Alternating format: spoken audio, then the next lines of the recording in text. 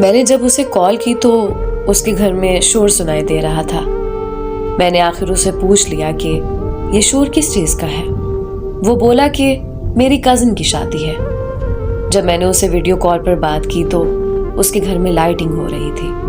मेरे दोबारा पूछने पर उसने बताया कि मैंने तुम्हें बताया तो था कि मेरी कज़न की शादी है, और उसने मुझे लहंगे की तस्वीर भी भेजी और कहा कि बिल्कुल ऐसा लहंगा तुम्हारे लिए हमारी शादी पर भी बनवाऊंगा। मेहंदी वाले दिन उसने अपनी तस्वीर भी भेजी थी। मैंने उसे कहा कि बहुत प्यारे लग रहे हो, पर कहीं ना कहीं दिल बहुत परेशान था।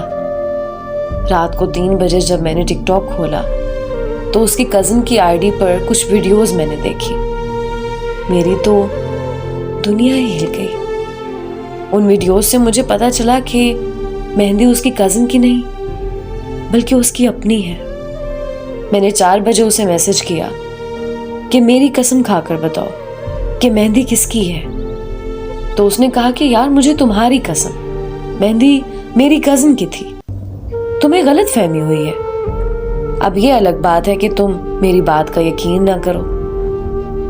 फिर मैंने उसे कहा कि अपनी माँ की कसम खाकर बताओ कि वो मेहंदी किसकी थी।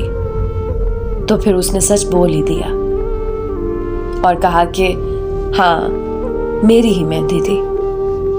मैंने तुम्हें इसलिए सच नहीं बताया था कि तुम मुझसे बहुत मोहब्बत करती हो, और अगर तुम्हें ये सब पता चलता तो तुम ये सब बर्दाश्त न कर पाती। उसकी ये बात सुनकर मैं बस रोए जा रही थी। मुझे समझ में नहीं आ रहा था कि मैं आखिर जिंदा कैसे हूं। ये सब सुनकर, ये सब देखकर मेरा दिमाग तो बिल्कुल सुन्न हो चुका था। मेरा दिल तो चाह रहा था कि मैं खुद को वहीं पर खत्म कर दूं। मैं आज भी उससे बहुत मोहब्बत करती हूँ। आज भी उसकी और उसकी बीवी की शादी की तस्वीरें देखकर रोती हूँ और सोचती हूँ कि आखिर मुझ में क्या कमी थी और मैं उसकी बीवी क्यों ना बन सकी।